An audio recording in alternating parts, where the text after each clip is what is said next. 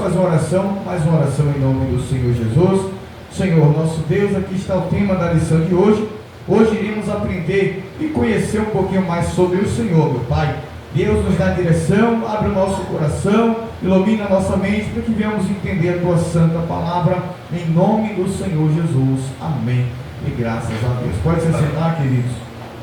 Lê hoje aí só a introdução, e aí nós iremos ganhar tempo, tá bom? Acompanhe aí, queridos, só a parte introdutória na sua lição aí, tá? A partir da próxima semana, a gente vai colocar o conteúdo da revista aqui. Em vez de colocar a explicação, a gente vai colocar o conteúdo da revista e vai explicando ponto por ponto, tá? Hoje só vamos fazer essa leitura introdutória aí. Pai do Senhor, introdução. Conforme o que está escrito em Efésios 2:12, no tempo em que você não era crente, na ocasião você vivia sem Deus no mundo. Por isso, todo novo crente deve imediatamente, após aceitar a Cristo como Salvador de sua vida, começar a conhecer o seu Senhor. É sempre nesta ordem. Primeiro vem o ato da fé, depois a busca do conhecimento de Deus. Do ponto de vista humano, você teria de conhecê-lo bem antes para depois crer nele. Mas, no caso do cristão, é diferente. Ele nasce e vive espiritualmente pela fé em Deus. Os seus conhecimentos deverão se submeter à fé, nunca ao contrário. Deus deseja que você agora entregue a Ele todas as áreas de sua vida e confie plenamente nele. Isto é possível se conhecê-lo bem. Então, o desejo de obter o conhecimento divino, para entender o mundo em que vive, ter um senso de direção, edificar-se interiormente e saber qual é a missão desta vida. Você tem de conhecer Deus. Aí, tá bom aí. Pronto, vamos ver até esse ponto aí para a gente entender melhor aqui, para ficar mais didático aqui a nossa lição. Tá bom, queridos? Vamos lá. Escola Bíblica, lição 2, o tema é Conhecendo a Deus e Discipulado. Na introdução, acompanhe aqui agora rapidamente essa explicação. Hoje nós vamos aprender o que? Quem é Deus? Ah, pastor, mas eu já conheço Deus, eu sirvo a Deus. Mas será, irmãos, que a gente realmente, de fato, conhece quem é Deus? Eu falo de uma forma mais íntima, de uma forma mais profunda. Será que a gente tem esse conhecimento? Além de conhecer quem é Deus, iremos saber qual é a vontade dele para as nossas vidas. Vamos lá. Em Efésios, é bom que os irmãos, eu coloquei aqui as passagens bíblicas, mas é bom que você vá fazendo a anotação das referências. Aqui é só para a gente ganhar tempo, Por exemplo, em Efésios capítulo 2, verso 12, diz que naquele tempo nós estávamos sem Cristo, separados da comunidade de Israel e estranhos à aliança da promessa, não tendo esperança no mundo e sem Deus no mundo, Eu peço perdão aqui porque essa palavra Deus ficou com a letra minúscula na inicial, O correto é letra maiúscula. Quando você vê, olha para cá, quando você vê essa palavra aqui, Deus, na Bíblia, com letra minúscula, está se referindo aos falsos deuses, a Baal, aqueles deuses do Antigo Testamento. Então, toda vez que você vê uma palavra se referindo a Deus no diminutivo, com a letra minúscula inicial, está se referindo ao Deus falso, Mas quando você vê aqui com Deus maiúsculo, volta ver se tem um Deus maiúsculo aqui. Aqui, quando você vê aqui, você sabe que é referência ao nosso Deus. Então, quando Paulo escreve aos Efésios, é bem interessante salientar isso aqui. Por quê? Quando Paulo escreve aos Efésios, ele diz que naquele tempo, que tempo era esse, pastor? O tempo que nós estávamos afastados da presença de Deus. O que é que acontecia naquele tempo? Estávamos primeiro sem Cristo, segundo, separados da comunidade de Israel. O que é que significa comunidade de Israel, pastor? O povo da promessa. Lembra que lá no Antigo Testamento, Deus escolheu um homem chamado Abraão e fez uma promessa dizendo o quê? Que a partir de Abraão, todas as descendências da terra seriam abençoadas. Porém, Abraão teve 2 filhos, Isaac e Ismael. Só que Isaac era o descendente da promessa. Então, pronto.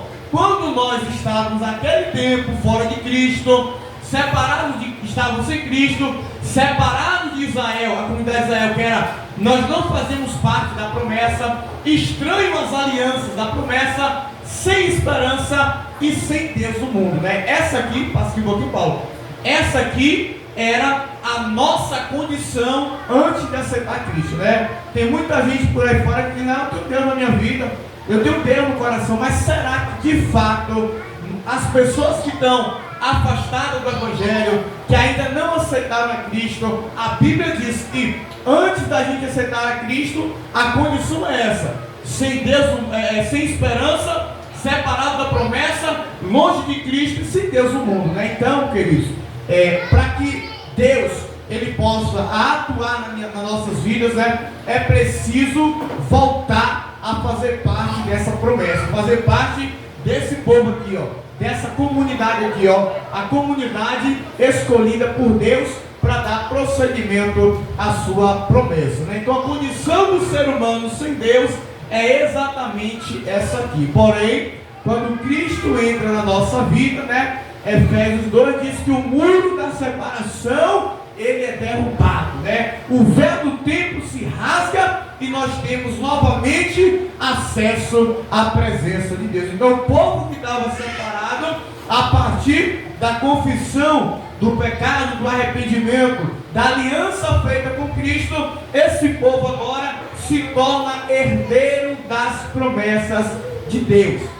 Então é por isso que a condição do ser humano sem Cristo é essa aqui, ó, refletida, né? Paulo, ele é muito assertivo em colocar a condição do ser humano antes de aceitar a Cristo, né? Eu vou dar ênfase mais uma vez: separado, sem Cristo, separado da comunidade, estranhos à aliança da promessa, sem esperança e sem Deus no mundo. É a condição de qualquer pessoa fora da presença de Deus. Ah, pastor, eu tenho Deus na minha vida, eu tenho Deus no coração, né? Mas não adianta ter só Deus na vida, Deus no coração. É preciso estar dentro disso aqui, ó, a aliança da promessa. Quando você ergue a tua mão, aceita Jesus, a aliança ela é renovada mais uma vez, tá bom? Então hoje nós iremos aprender um pouquinho mais sobre Deus e sobre as suas vontades, sobre os seus atributos, tá bom? Então é basicamente isso aí. Vamos lá. A vontade de Deus, né? A gente viu que antes, no mundo de outrora, naquele tempo, estavam separados da promessa e afastados. Porém, o que acontece aqui agora, né? Conhecendo ainda a vontade de Deus. A vontade de Deus é essa aqui, e a vida eterna é essa: que conheçam a ti, no caso Deus, por único Deus verdadeiro, e a Jesus Cristo a quem tu enviaste. Aqui Deus, ele se apresenta, melhor, ele apresenta a vontade dele para o seu povo, né? Então, que venhamos conhecer. O João 17:3, Cristo falando com os discípulos, falando com o povo que lhe ouviu, disse: a vontade de Deus é essa, né? A vida eterna consiste nisso, em que, pastor? Em conhecer a Deus e a sua vontade, além de conhecê-lo, reconhecê-lo como único Deus. É interessante salientar a palavra que Cristo diz aqui, ó: a ti só, por único Deus verdadeiro, né? Volto a enfatizar aqui, lembra quando eu coloquei lá em cima o Deus que eu falei? Quando você vê Deus na Bíblia com nome minúsculo, refere-se a outros deuses, né? Mas o único Deus, ele é o nosso Deus. Então, aqui Cristo, Deus, ele apresenta a sua vontade para as nossas vidas, para a vida do seu povo, e que venhamos conhecê-lo de forma mais profunda, como Jesus disse outrora: conhecereis a verdade, e a verdade te libertará. Essa verdade é Cristo, essa verdade é Deus. Então a lição de hoje consiste basicamente nisso aqui. Leia só a primeira estrofe da revista aí, Paulo. Só a primeira estrofe desse tópico aqui, só para a gente ter noção do que a gente vai falar aqui. Conhecemos Deus por intermédio de suas qualidades. Sim. Deus tem muitas qualidades, através das quais ele se identifica com os homens e ao mesmo tempo torna-se diferente de todos os seres espirituais. Pronto, maravilha essa primeira introdução aí, né? Conhecendo Deus através das suas qualidades, né? Aí eu destaquei aqui porque é importante conhecer o nome de Deus mais uma vez. Não sei o que deu nesse teclado aqui, mais uma vez, né, o nome de Deus sempre um nome minúsculo, mas ainda mais ou menos irmãos, tá bom? Mas você já aprendeu aí. Por que conhecer o nome de Deus é tão importante para nós, né? Como a lição já diz, irmão, Deus, ele se revela, né, através das suas qualificações, através das suas qualidades. Por exemplo, lá no Êxodo, quando Deus aparece a Moisés, né, Moisés disse: aí, quando eu chegar lá no Egito, o que é que eu vou dizer? Aí Deus diz: ó, você vai dizer assim, o eu sou te enviou, né? O eu sou te enviou. Esse é o nome, um dos nomes de Deus, né? Ele é o Deus Todo-Poderoso. O eu sou o que sou, né? Então, Deus, quando se apresenta a Moisés, ele se apresenta através das suas qualificações, né? Através dos seus atributos. E aqui eu destaquei alguns tópicos aqui. Por exemplo, por que é importante conhecer o nome de Deus? Para temer ao Senhor. Olha o que está escrito em Deuteronômio, para seguir para a minha referência. Deuteronômio, anote a referência, 28, verso 58 diz: se vocês não seguirem fielmente todas as palavras dessa lei, escritas neste livro, não temerem esse nome aqui, ó, não temerem este nome glorioso e terrível, o Senhor, o seu Deus, ele enviará pestes terríveis sobre vocês e sobre os seus descendentes. Deuteronômio, capítulo de número 28, verso de número 58. Então isso aqui, irmãos, né, é muito importante. Pastor, por que eu tenho que conhecer o nome de Deus? Para aprender, olha só o que está escrito lá, para aprender a temer este nome glorioso e terrível, né? Se você abrir a sua Bíblia lá em Deuteronômio, essa frase aqui, ó, essa parte aqui, ó, este nome glorioso e terrível está todo escrito em letra maiúscula, né? Para a gente entender a profundidade da importância de conhecer o nome de Deus. Porque quando eu conheço Deus pelo nome, né, eu vou aprender a temer. Por quê? Porque se eu não temer, o próprio Deus disse: enviarei sobre vós pestes terríveis sobre vocês e sobre a sua descendência. Então, por isso que é muito importante o crente, o cristão, o servo do Senhor, conhecer Deus pelo seu nome e pelas suas qualificações. A próxima referência, Pastor Pete, lembra, meu querido? Por que eu devo conhecer Deus? Anote aí: para temer, para louvar o seu nome, né? Olha o que diz em 2 Samuel, segundo Samuel, é livro, viu? 22:50, te louvarei entre os gentios e louvarei o teu nome, né? Então, para que eu preciso, pastor, conhecer o nome de Deus? Para louvar o nome de Deus. Louvar significa engrandecer a Deus, né, diante das pessoas, né? Glorificar, exaltar o nome de Deus diante das pessoas. Então, por isso que eu preciso conhecer o nome de Deus. Terceiro, para que eu preciso conhecer o nome de Deus? Para glorificar o seu nome. Salmo 86, verso 9 diz: todas as nações que fizeste virão e se prostrarão perante a tua face, Senhor, e glorificarão o teu nome. A frase aqui, ela saiu cortada, mas aqui é prostrarão e aqui é glorificarão o teu nome. É Salmo 86, verso 9. Então, eu preciso conhecer o nome de Deus para glorificá-lo. Davi disse que todas as nações virão, se prostrarão perante a face do Senhor. E é interessante que todas as referências, ó, aqui, as pessoas exaltarão a Deus pelo seu nome, irmãos. Então é preciso, né, o crente ter esse conhecimento de Deus. É preciso o crente aprender a confiar em Deus, né, através do conhecimento que nós temos dele, né? A quarta referência, para que eu preciso conhecer a Deus? Isso aqui é maravilhoso, para santificar o nome de Deus. Olha o que está escrito na oração dominical, Mateus 6,9. Portanto, vocês orarão assim: Pai nosso que está no céu, santificado seja o teu nome, né? Então, eu preciso saber quem é Deus, eu preciso conhecer o nome de Deus para santificar o nome dele, né? A quinta referência, essa aqui é mais interessante. A quinta referência, quando eu conheço o nome de Deus, revela a intimidade que eu tenho por ele. Gênesis capítulo 12, verso 8, está escrito: e moveu-se Abraão dali para a montanha do lado oriental de Betel, armou a sua tenda tendo em Betel Ocidente e Ai Oriente, edificou ali um altar ao Senhor e invocou o nome do Senhor, né? É interessante, irmãos, as referências, por quê? Porque todas elas falam, não poderia dizer assim, ó, invocou Abraão Deus, né, o Senhor, mas sempre fala aqui, ó, invocou o nome do Senhor. Pastor, quando eu invoco o nome do Senhor, revela a intimidade que eu tenho com Deus, irmãos, né? Deus, quando Ele te chama, Ele não te conhece por apelido, Ele não te conhece, como é que chama a outra palavra para apelido? É por vulgo. Deus te conhece pelo nome, né? Deus não te conhece por apelido, não, irmão. Quando Deus vem até ti, quando Deus te olha de lá de cima,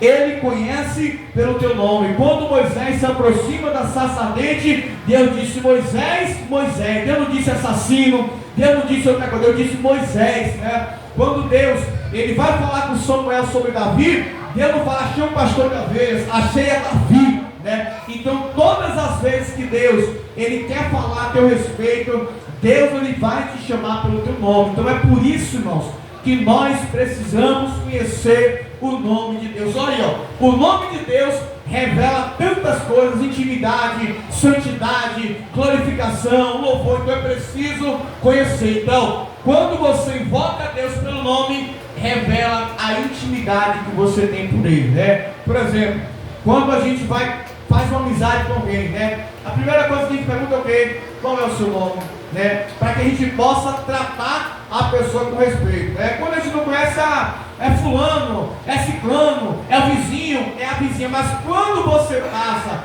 a ter intimidade, você não vai chamar mais fulano de fulano.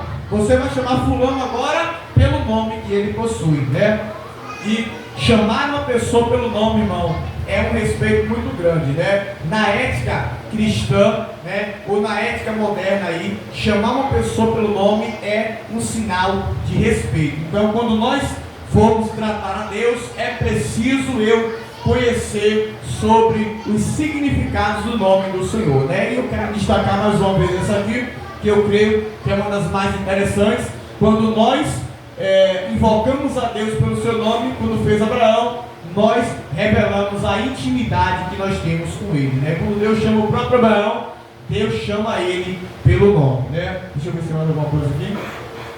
E o mais importante é que quando conhecemos e invocamos a Deus pelo seu nome, isso mostra o quanto somos íntimos dele, né? Então a nossa intimidade, ela é revelada no tratamento que eu tenho com Deus, né? Se eu trato Deus por qualquer nome, de qualquer forma, né, de qualquer jeito, isso vai revelar o respeito, a santidade, né, que eu tenho por Deus. Mas quando eu reconheço Deus pelo nome, né, isso revela a intimidade que nós temos com Ele. Então a pergunta que eu tenho para a amada igreja é essa, né? Como é que você tem conhecido a Deus?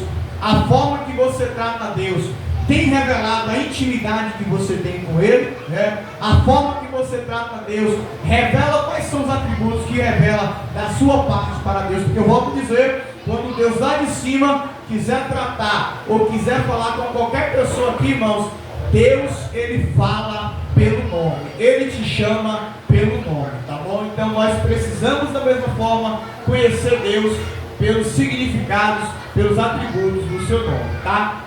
E aí nós vamos para o tópico 2. Lê também só a primeira estrofe aí. Conhecendo Deus por intermédio dos aspectos do seu caráter. Você também conhece Deus ao escutar o que Ele é em si próprio e em relação ao universo e aos seres por eles criados. Tudo isso é chamado de atributos divinos, ou seja, aspectos do seu caráter. Pronto, vamos lá. Vamos conhecer, a gente conheceu agora os significados do nome de Deus, a importância, né? A importância de conhecer Deus pelo nome. Isso revela a nossa intimidade com Ele, tá bom? Isso revela também a intimidade que nós temos com Deus. Agora nós vamos conhecer Deus através dos seus aspectos e dos seus atributos, né? Na lição anterior, a gente conheceu sobre o que é a Bíblia, essa Bíblia que você possui nas suas mãos aqui, né? Nas nossas mãos. A gente falou acerca dela, né? A gente viu como está dividida a Bíblia, duas partes, Antigo Testamento e Novo Testamento.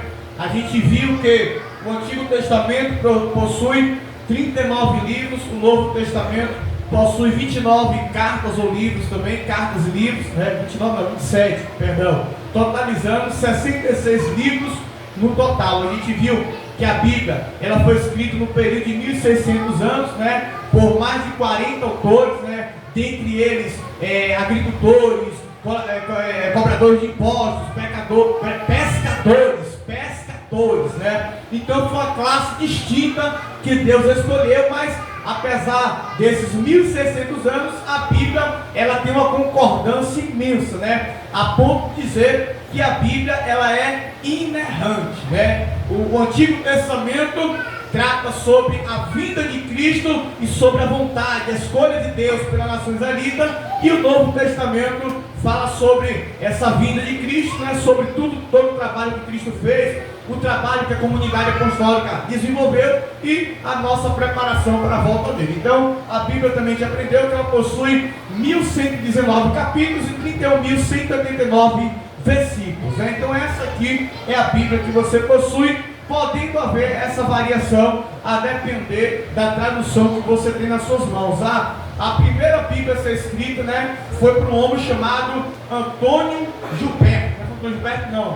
João Ferreira de Almeida. Foi a primeira Bíblia a ser traduzida para o português, Marquês? A primeira Bíblia a ser traduzida para o português foi na tradução João Ferreira de Almeida, E de lá para cá já teve diversas outras atualizações. Tem a NVI, que é a nova versão internacional, Tem a NTLH, que é a nova tradução da linguagem de hoje. Inclusive, essa última que eu falei aqui, NTLH, ela ainda gera muita dúvida, viu?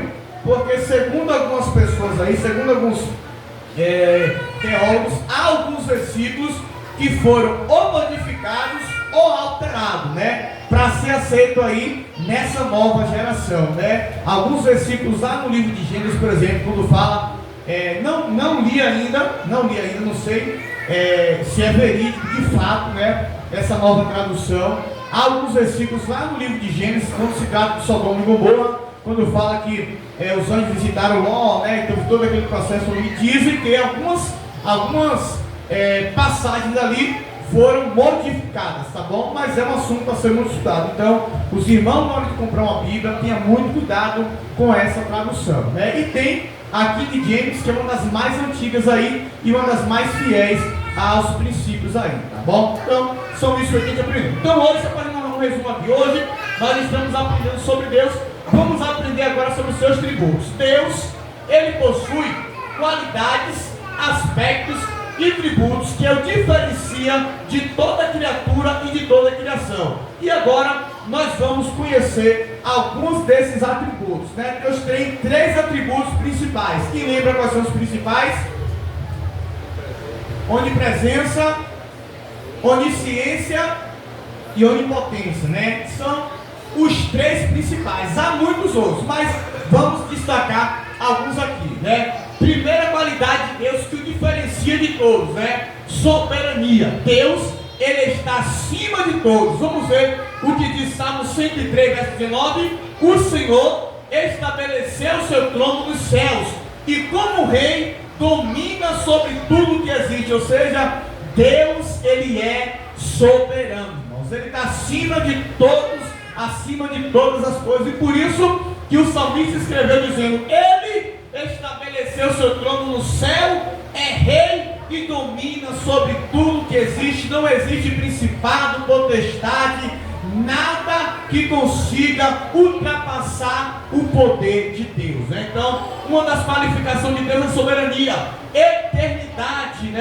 Deus, ele é Deus eterno, sempre esteve presente em todos os acontecimentos da história desde a criação. Olha o que o profeta Isaías escreveu na parte A parte A do versículo diz: ainda antes que houvesse dia, eu sou. Esse eu sou aqui também era para estar destacado em letra maiúscula. Quando você lê a sua Bíblia aí, lá no livro de Êxodo capítulo 3, quando Deus se revela a Moisés, ele se revela por esse nome aqui, Lembra que eu falei a importância do nome? Eu sou. Quando Moisés disse: eu vou falar o quê ao povo lá? Aí Deus disse: você vai dizer que o eu sou te enviou, Então Deus, Ele é desde a eternidade, desde todos os acontecimentos, Deus já estava presente, pois ele disse: ainda que houvesse dia, eu sou. Isaías 43:13, aqui é só a parte A do versículo. Onisciência, como nós acabamos de dizer. O que significa dizer que Deus é onisciente? Porque Ele sabe de todas as coisas, pois Ele sonda o coração humano. E olha o que está escrito em Hebreus capítulo 4, verso 13. Hebreus 4:13. Eu quero que esse versículo se abra na sua Bíblia aí, rapidamente. Hebreus 4:13. Glória ao nosso Deus. Hebreus capítulo 4, verso 13. Glória a Deus. Encontraram aí? Olha o que está escrito em Hebreus 4:13. Nada está oculto dos olhos de Deus. Tudo estará exposto diante daquele a quem devemos de prestar conta. Olha que versículo forte, irmãos, esse aqui. Deus, Ele é onisciente, Ele sabe de todas as coisas. Nada está oculto aos olhos de Deus. Tudo estará exposto diante daquele a quem devemos de prestar conta, viu, irmãos? Isso aqui é um versículo muito forte. Isso aqui fala dos atributos de Deus, a onisciência. Deus, Ele sabe de todas as coisas, ainda que eu não saiba, ainda que os irmãos não saibam, ainda que a igreja não saiba, ainda que ninguém saiba, nada passa desapercebido ou oculto aos olhos de Deus. E falando aqui também, Cristo, Ele disse que não há nada em oculto que não venha a ser revelado, porque Deus, Ele sabe de todas as coisas. Então isso aqui é o que, irmãos? Onisciência. Deus sabe todas as coisas. Hebreus 4:13. Outra qualificação é onipresença. Deus está em todos os lugares. Um dos salmos mais lindos que tem na Bíblia, o 139, verso 8 e 10, pregado até pelo nosso cooperador Juan, diz assim: se eu subir ao céu, tu lá está. Se eu descer até o mundo dos mortos, lá está também. Se eu voar para o Oriente, ou for viver nos lugares mais distantes do Ocidente, ainda ali a tua mão me guiará. Né? Então esse aqui é um dos versículos mais lindos, volta aí um pouquinho, mais lindos que a Bíblia tem, e fala do quê? Da onipresença. Não adianta, irmãos, aonde a gente for, Deus, Ele vai estar lá, né? Deus encontrou Jonas aonde? Diz aí, no lugar mais improvável, no ventre de um peixe, né? Deus encontrou Jonas lá, então não adianta fugir, irmão. No meio do mar, aonde você for, Deus vai te pegar lá. Elias foi para a caverna, Deus foi lá e visitou Elias, né? Então assim, Deus, Ele tem esses atributos aí, em nome de Jesus, tá? Salmo 139, onipotência. O que significa isso? Deus é todo poderoso. Parte B de Isaías 43:13, a gente viu a parte A, que diz ainda antes que houvesse de eu sou, e a parte B diz: e ninguém há que possa fazer escapar das minhas mãos. Agindo eu, quem impedirá? Vamos ler esse versículo. Vamos declarar a onipotência de Deus. Vamos declarar o nome de Deus aqui, bem alto e com força. No 3, 1, 2, 3. Ninguém há que possa fazer escapar das minhas mãos. Agindo eu, Agora ficou pensa, viu? Aqui, irmãos, aqui a gente diz ao inferno, a gente diz a principado, a potestade, a qualquer coisa. Agindo Deus, quem impedirá nas nossas vidas? Então isso aqui é onipotência na sua vida, isso aqui é onipotência de Deus. Então, diante do problema, na hora da dificuldade, na hora da dor, declare esse versículo aqui, com autoridade na tua vida, e ninguém há que possa fazer escapar das mãos de Deus. Quando Deus age na tua vida, não há quem possa impedir, em nome de Jesus. Isaías 43:13, a parte B, a conclusão do versículo. E, além desses, Deus ainda possui muito mais atributos que nem em todas as aulas conseguiríamos descrever, como amor, justiça, equidade, misericórdia, verdade, retidão e perdão. Então, irmãos, esses aqui são apenas algumas das que a gente tratou. Se a gente fosse falar aqui das qualidades de Deus, irmão, passaríamos aqui a semana inteira falando, e ainda assim faltaria tempo para descrever Deus é presente na sua vida, né? Por exemplo, aqui hoje, se eu fazer uma pergunta aqui, o que é que Deus apresenta na sua vida? Ixi, menino, tudo, acabou, não fala mais nada não. Glória a Deus. O que é que Deus apresenta na vida da senhora? O que é que Deus apresenta na sua vida? O que é que Deus é presente? O que é que Deus é para você?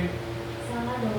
Olha aí, que benção, irmão, Salvador, viu? Então assim, se eu fosse perguntar aqui, né, meu nariz, todo mundo ia falar algo pessoal que Deus apresenta, né? Ah, Deus para mim representa libertação. Deus me libertou do tráfico, das drogas, do alcoolismo, da cocaína, das drogas, pronto, né? Se eu perguntar para alguém que não, Deus para mim, né, é Salvador, Deus me salvou, vivia no mundo errado, isso, aquilo. Então cada um aqui tem uma qualificação, carrega consigo uma característica daquilo que Deus fez, né? Então isso aqui, irmão, são os atributos, né?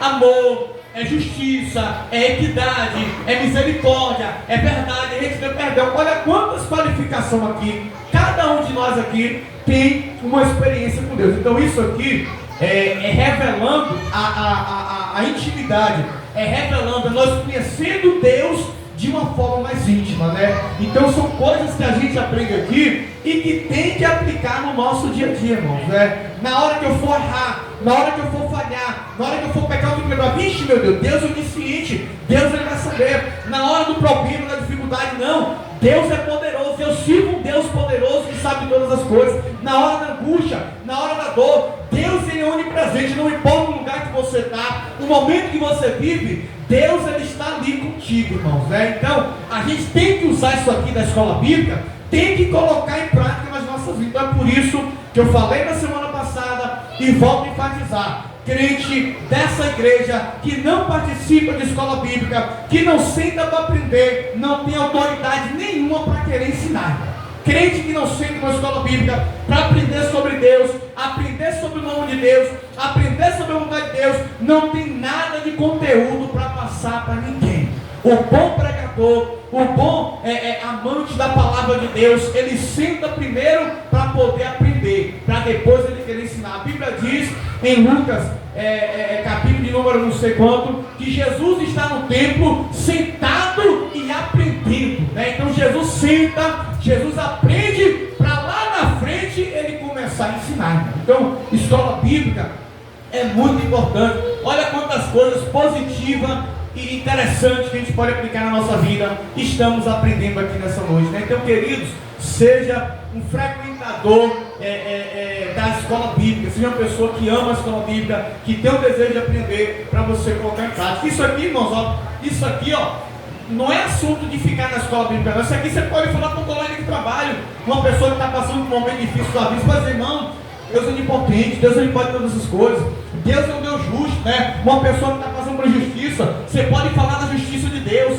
Deus é um Deus justo, né? Que não se alegra em ver seus servos passando por injustiça. Você pode falar do amor de Deus. Quantas pessoas hoje, irmão, está morrendo aí por falta de amor, né? Está morrendo aí, entrando em depressão, ansiedade por falta de amor. Você pode falar do grande amor de Deus, né? O amor de Deus é tanto que ele entregou seu filho para morrer por nós. Então isso aqui não é assunto de ficar só na escola bíblica, é coisa de você levar para o teu cotidiano, de você falar, né, da misericórdia de Deus, de você falar da retidão. Uma pessoa que errou lá no teu trabalho, na tua escola, que está vivendo aprisionado no erro, você pode falar do perdão de Deus, né? Que Deus ele perdoa aquele que se arrepende. Então assim, são coisas que você vai, que nós vamos levar para o nosso dia a dia, né? Não é coisa de ficar somente aqui nessa escola bíblica. Então, irmãos, a importância da gente aprender sobre a escola, porque, por exemplo, aqui, ano passado, né? A gente estudava uma lição muito interessante aqui, e a minha patroa na época era engenheira, né?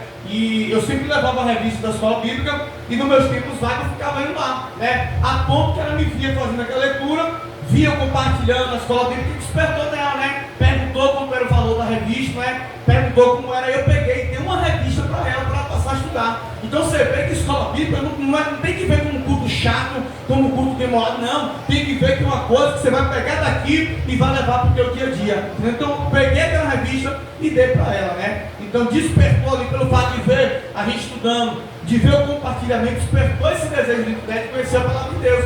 Então eu fui e entreguei uma revista da lição bíblica para ela, né? Então eu fiquei muito edificado exatamente por isso, porque primeiro é preciso eu aprender para depois eu querer ensinar. Então isso pronto. E tópico 3, conhecendo Deus, Jesus e o Espírito Santo, né? Leia só a primeira estrofe aí mais uma vez, da revista.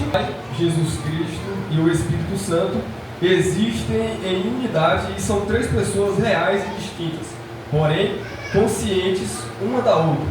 Elas trabalham juntas em favor do ser humano. Conhecendo Deus, esse tópico aqui ficou muito raso na revista. Eu achei que seria uma profunda. Mas hoje eu vou falar mais disso, volta aí. Conhecendo Deus, Jesus e o Espírito Santo. Vamos lá. Nós estamos falando aqui sobre esse conhecimento de Deus, né? Essa intimidade, nós estamos conhecendo Deus, a sua vontade, o seu nome, os seus atributos, de uma forma mais profunda. Só que agora a lição vai tratar aqui conhecendo Deus e o Espírito Santo. Nesse processo de conhecimento do crente, o Pai, que é Deus, Jesus, o Filho, e o Espírito Santo, cada um tem uma função específica, nesse processo de conhecimento. Por exemplo, Deus, ele prepara um plano de salvação, como enviando o seu Filho Jesus. Por sua vez, passa aqui, Jesus, o Filho, executa essa missão, se entregando por nós na cruz do Calvário. E o terceiro, o Espírito Santo, ele dá continuidade a essa obra, nos ajudando a se manter firme até a volta de Cristo. Ou seja, os três trabalhando para um único propósito, né? Não são três deuses, né? É apenas um Deus, né? Que subsiste na forma de três pessoas, que é a pessoa do Pai, a pessoa do Filho e a pessoa do Espírito Santo, todos ali vivendo em conjunto, né? Pastor, como é que pode ser isso, pastor? O que foi que a gente aprendeu na lição passada? Que nós somos o quê?